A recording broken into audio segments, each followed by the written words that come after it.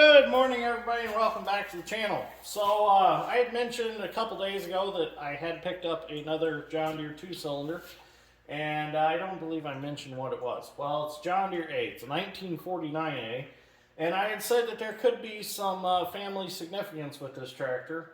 Well, it turns out it's not. I thought at first it was one of my grandpa's 1949As that he had, and it's not. I watched some family home videos, and I might splice that video in here of him unloading one.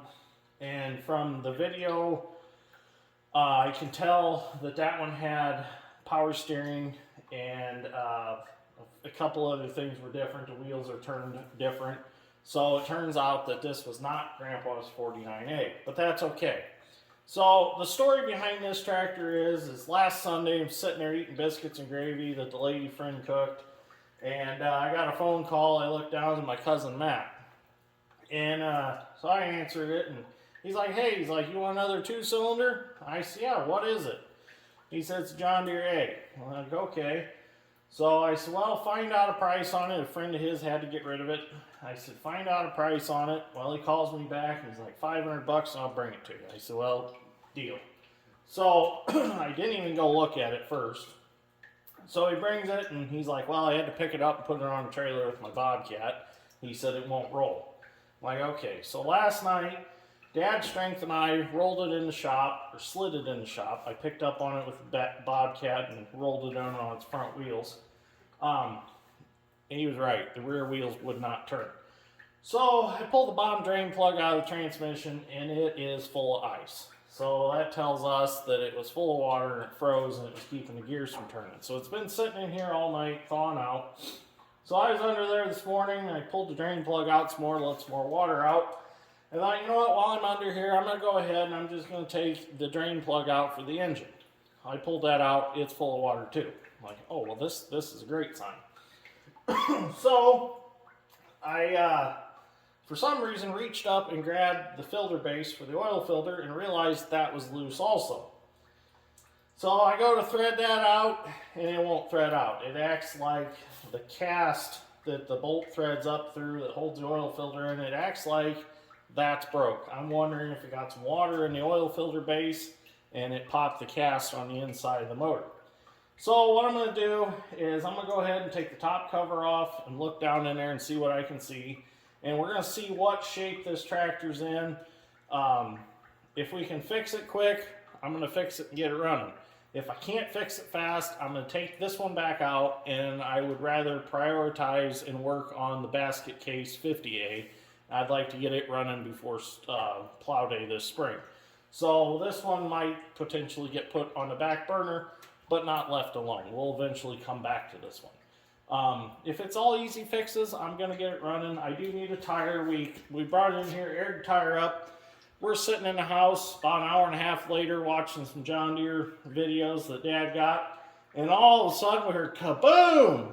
Come running out here, that tire had blown out. Poor Wilson, he's scared to death. He didn't know what happened. Shop's full of dust. So I'm going to need 2 rear tires for it. So anyways, before I get started on this, I want to go over a little bit of history on the John Deere A tractors. I've got it wrote down on a poster board here, and because I don't have one of the fancy teleprompters like the president has. But I've got this wrote down on a poster, so you're going to see me read off the poster a little bit because it's a lot to remember, and I don't think I can just remember it in my head. So let me get that poster set up, and I'll tell you some history.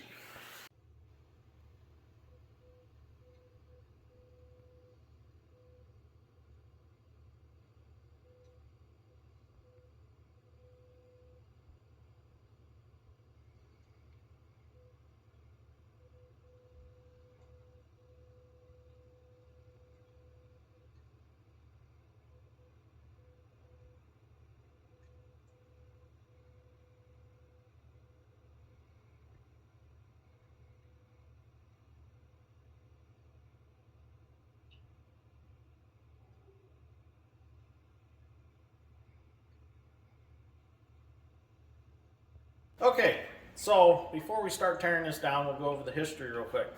So the John Deere A was built from 1934 to 1952. So that's counting the unstyled, the late, or the early styled, and the late styled. There were 300,000 tractors built, which that's a lot of tractors. Now, all of this information I've gotten off tractordata.com and a few other websites. So the unstyled A, we start in 1934 and we end in 1938. That was an 18-horse tractor on the drawbar, 24-horse tractor on the belt pulley, and it was a 2-plow tractor. Probably, I believe they're 214s. So the variants of this tractor were the A, the AR, the AO, the AOS, the AW, the AN, the AWH, and the ANH. It had 4 forward gears, which it was actually a 2-speed transmission with a high and low, and that gave you your 4 speeds. It had 1 reverse. So max miles per hour were 6.3, so they didn't get out of their own way. I have a 36A, and got several videos on fixing that tractor, so you might want to check them out. The styled A starts in 1939 and goes till 1947. 1940, at serial number 488,000, the engine increased from 309 cubic inch to 321 cubic inch. In 1949, starting with serial number 499,000, it went from 4 forward gears to 6 forward gears. So it had the transmission that this tractor's got in it. You've got 3 speeds with a 2-speed, makes 6 speeds. So in 1941 to 1945, we see the slant dash A, which is kind of the odd ones. A story I read on the slant dash, the reason that the slant dash was created was so that they could put the battery under the hood, somewhere in here, and they could make an electric start tractor. Up until this point, we didn't have electric start yet. They were still hand start. So, according to the story I read, the reason that the battery was not under the seat was because the government would not allow John Deere to do that much redesigning of the tractor during the war. So they just made it easy and threw the battery under the hood. After 1945 or in 1946, they allowed the battery to go under the seat because they were able to do whatever they wanted from that point on until 1947. So the variants of the early styled A are the AR, the AO, the AWA, or the AW, the AN, the AWH, and the ANH. It was an 18-horse tractor on the drawbar, 24-horse on the belt, and it would pull 2 14-inch plows. So we're leaving 1947 now, and we're into the late A in 1947 to 1952. Now this was the last of the A's. Now at some point, I believe, like 47 is where we got rid of the John Deere casted across the rear axle. It was still rounded in 47, but it didn't say John Deere across it. So we start this, and the beginning serial number is 584,000 is when the late A started in 1947 and went till 1952. And after 1952, the 60 comes into the picture, and the 60 takes over the position of the John Deere A. So the late A's were 34 horse on the drawbar, 38 horse on the belt, and they were a 3-plow tractor. The variants of these tractors were the AR, the AO, AW, AN, and AH. And this was a 6-speed tractor with no 2-speed. It was, you could just shift 6 speeds. You didn't have to move no 2-speed, and the miles per hour were up to 13 miles an hour. So pretty quick tractor down the road for the time period. So that's a little bit of history on the John Deere A. I know I could be a little off on some of this, but I wish there was a little more information I could find on the slant dashes. I know my friend Jeff has told me that you could actually, back in like 41 and 45, I guess you could get a kit and you could make your earlier tractors, you could make them electric start and make them a slant dash. It was actually a kit that came in a crate from John Deere, and you could actually put it on your tractor, make it a slant dash, and make it electric start. So I thought that was really interesting. But there's just not a lot of history about them. And I really wish there was like a picture history on the rear axles to tell exactly when they lost the John Deere casted in the rear ends. But there are a lot of different variants also in the early unstyles, because you have your open fan shafts, you have different bearings up there in your steering shafts. Some of the early ones had a wooden bearing in there, and then some had a bushing later on. And there's a lot more information out there. It's just I couldn't come up with it. So there's just several different things. But that is like a quick overview of the history of the John Deere A, what I just told you. So kind of give you an idea of the different variations of them. So, and also you can take all the abbreviations like the AR. The AR was actually a tractor that was not adjustable. It was kind of like a standard. It wasn't adjustable row width. You had your AO, which was your A orchard. The ANH was the narrow single wheel front end tractor. I think the AN was your narrow front tractor like this. And your AWH was your wide front tractor. So you can actually take all those and look them up yourself and get pictures of them to see, you know, so you can get an idea of what the tractor looked like. So anyways, let's start tearing this apart and see what we got going on. Okay, so now we're working on the tractor. We're going to take this top cover off. I got some of the bolts out. I forgot to add at the end of my video that before they went to the John Deere 60, some of the A's actually had the square axles.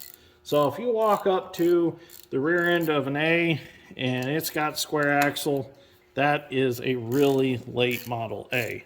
Now I'm not exactly sure. I couldn't really find where they said where they went from the rounded axle to the square axle, but I do know, I think it was like in like 50, I think 51 or 52 started that square axle, and that carried on through the John Deere 60.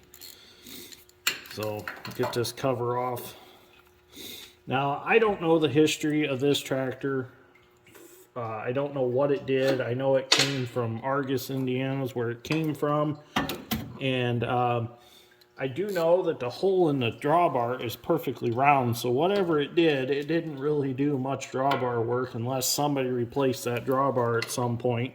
But it does have bolts in the axles and on the front of the tractor nose, so I would say it might have been a cultivator tractor. Probably had mounted cultivators because it does have the rear power lift on it, so it very well could have had cultivators on it. So let me go grab a pry bar and I'll pop that cover. Okay, I got my pry bar. Let's pop her up. Let's see if we can get it popped off, maybe. Ooh, maybe not. A little hard on that clutch. Oh boy. Oh, there it goes. Got it.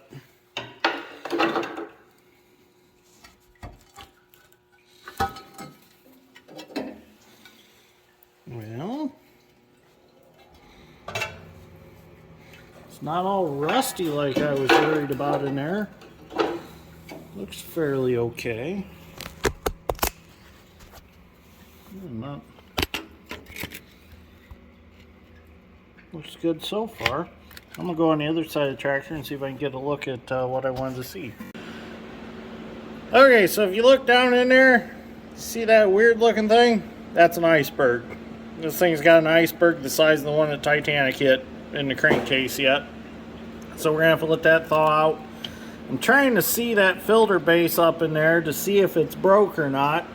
I can't really tell, so I'm gonna have to try to reach in there and feel around and see what's going on. Now on the 36A, that's back here where you can see it fairly easy. So these are a little bit different in the crankcase. Well, they are a newer tractor, so it is a styled tractor. So let me see if I can reach in there and see what I can feel. Okay, so when I reached down in there and I was feeling around, I pulled out the chunks of ice and stuff, and you guys that know these tractors well will know exactly right offhand what this piece is that I found. I know Doc knows for sure, because we've talked about these several times. So I'll give you give you a couple seconds to think about what piece that is. You've seen me replace them before. So what is that piece? Well, I'll go ahead and tell you. So that's the oil drive, or that's the oil pump drive coupling. And it's broke, and it was laying down the bottom. So the question is, did this break when Dad's strength turned the tractor over outside? Because he just had to find out and see if this tractor was stuck or not. So he put some bolts in a flywheel and took a pry bar and turned it over. Did it break then? Did it have ice in the pump and break then? Or did this break the last time that this tractor ran? Because right now I can feel the end of the shaft and there's no coupler on it. It's gone. So this is one of them big questions. When did it happen? We may never know. So I'm going to do some more investigating and see what else I can come up with. Well, I ended up getting the oil filter out, but this is still loose in there. The threads feel kind of funny. I don't know what the deal is. It gets tight and then it gets loose. So I need to investigate that farther. Oil filter is nasty. This was full of rust. I mean, it all needs cleaned up. So I don't know what I'm going to do with this tractor just yet. I'm thinking I might just shove this one back outside and concentrate on the 50 for now. Get it, or the 50A, not 50 tractor, 50A. I think I'm going to concentrate on the 50A. I got the water drained out of the rear end of this one so it can't freeze no more. So I do got a brake that's hung up that I need to get freed up so it'll roll on its own also. We know that that was an issue. So this one, I think we're just gonna use this as a later project. I'm actually thinking about not even painting this one. I think I might just sand this one off and clear coat it or something and make something different out of it. I've seen those tractors before and I think they look really cool. So I think I might do that with this one. We'll see what happens. I do know the belt's missing off the generator there. The carburetor looks like it's probably going to need to be rebuilt. It's pretty nasty. The sediment bowl's nasty. So it's had old gas in it. So I don't know. I think we're just going to shove this one back outside and use it as a later project. And then it'll give me time to come up with some tires and stuff for it. The tires on the 50A are actually new. So that's what it's really got going for it also. And I'm pretty sure that it's this one's either got a cracked block or cracked head because of the amount of water that was in the crankcase. Supposedly it was kept in the shed and the drain plug was out of it for the coolant, but somehow that water got in the crankcase and it had to have been when it had water in it that it got in there. So there's a lot of questions on this tractor that are just going to be, I think, required just to tear it down to answer those questions. So we know for sure the oil pump has to come out of it to replace that coupling. So I think this one's just going to go back outside. So anyways, at least we investigated the new tractor on this episode. And this one will come back in eventually and we will get it running. So, but as of right now, you can see we got kind of a full house, the 8640 and 8650 in here. The 8640 is about ready to go back outside. So that'll give us a little more shed space. So, or shop space, I meant. So anyways, I think I'm going to end this episode right here. So thank you for watching. I greatly appreciate it. And I will see you all in the next one.